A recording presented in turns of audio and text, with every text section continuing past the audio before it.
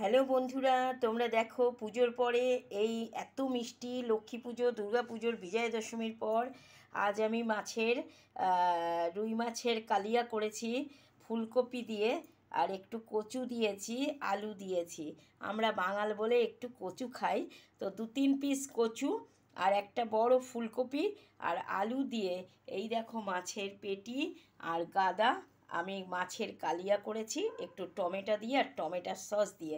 আর যেভাবে পেঁয়াজ রসুন আদা বাটা, রসুন বাটা, আদা বাটা তোমরা দাও সেভাবেই দেবে। আর ফোড়নে 2-3 টুকরো দারচিনি, 2টো ছোটো এলাচ আর 2-3টে লবঙ্গ, 2টো তেজপাতা, একটা শুকনো লঙ্কা ফাটিয়ে দেবে। আর দিয়েছি লাল কাশ্মীরি লঙ্কার গুঁড়ো আর কাঁচা লঙ্কা জিরে বাটা, কাঁচা লঙ্কা আর জিরে বাটা।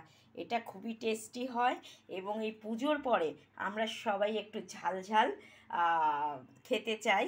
তো আজ আমার মনে হলো বাজার থেকে টাটকা রুই মাছ কিনে নিয়ে এসে, বড় একটা 1.5 কিলোর মাছের হাফ কিনে নিয়ে এসে আমি এটাকে রান্না করলাম। চলো বন্ধুরা, টাটা বাই বাই।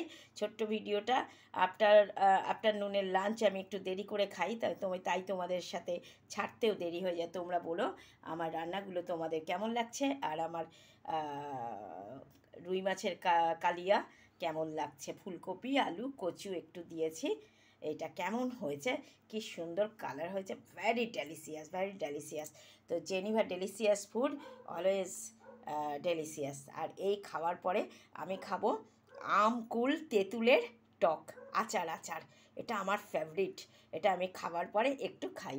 তো চলো বাই বাই, টাটা। আজকের মতো এই ছোট্ট ভিডিওটা তোমাদের সঙ্গে এই মাছের কালিয়া দিয়ে শেষ করলাম।